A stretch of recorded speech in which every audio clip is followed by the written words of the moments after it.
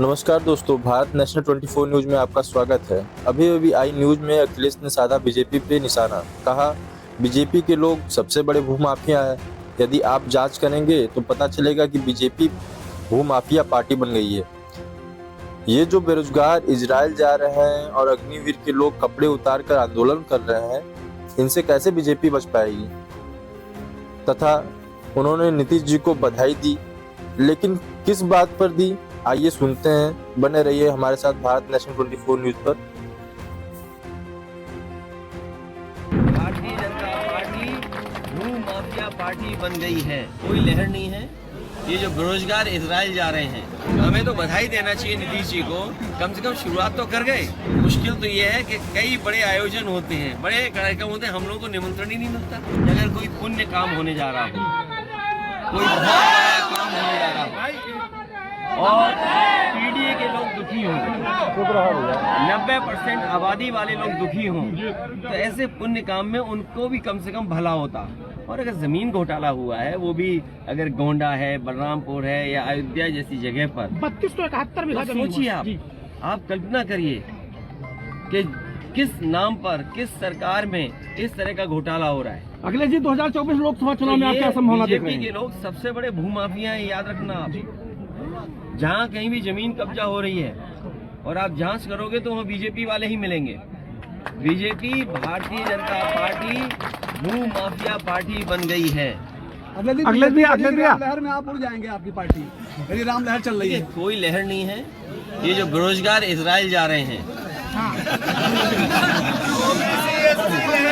ये जो बेरोजगार इजराइल जा रहे हैं और जो बेरोजगार इजराइल जा रहे हैं और जो अग्निवीर के लोग कपड़े उतार के आंदोलन कर रहे हैं, इनसे कैसे बीजेपी बच पाएगी।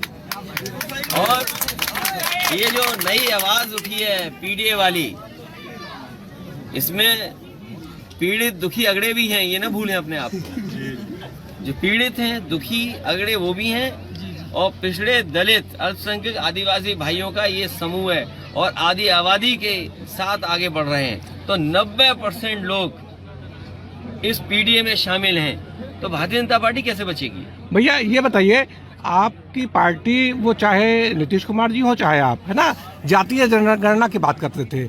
अब नीतीश जी जो है एनडीए में शामिल हो गए हैं, आपकी जातीय जनगणना का क्या होगा? नहीं, उनके जाने से मुद्दा थोड़ी खत्म हो जाता है। हमें तो बधाई देना चाहिए नीतीश जी को। कम से कम शुरुआत तो कर गए। ये बात अलग है कि वो कामयाब नहीं हुए, बीजेपी के लोगों ने कुछ जादू चला दिया, क्या किया उस बारे में मैं नहीं जाना चाहता हूँ। लेकिन जो बात उठी है, जाति जनगणना, आबादी के हिसाब से हक और सम्मान, बाबा साहब भीमराव अम्बेडकर जी यही तो चाहते थे। हमारा संविधान यही तो रास्ता दिखाता है। हमारा संविधान ये कहता है कि हर जो पिछड़े दलित हैं उनको विशेष अवसर मिलने चाहिए, जो अल्पसंख्यक हैं उन्हें विशेष अवसर मिलने चाहिए। तो आखिर क्यों नहीं मिले। तो उस दिशा में जो काम किया है, अगर वो काम पूरा नहीं कर पाए हैं तो समाजवादी लोग उस काम को पूरा करेंगे। आप भारत जोड़ो यात्रा में शामिल होंगे? देखिए, मुश्किल तो ये है कि कई बड़े आयोजन होते हैं, बड़े कार्यक्रम होते हैं, हम लोगों को निमंत्रण ही नहीं मिलता। तो अपने आप क्या मांगे हम निमंत्रण। राम मंदिर में तो निमंत्रण मिला था आपको? अपने आप मांगने से मिला। जब आवाज उठाई हम लोगों ने कि बताओ हमारा घर गंगा जल से धोया, तब सुनने में आया कि उन्होंने कहा निमंत्रण दे दो, ठीक है।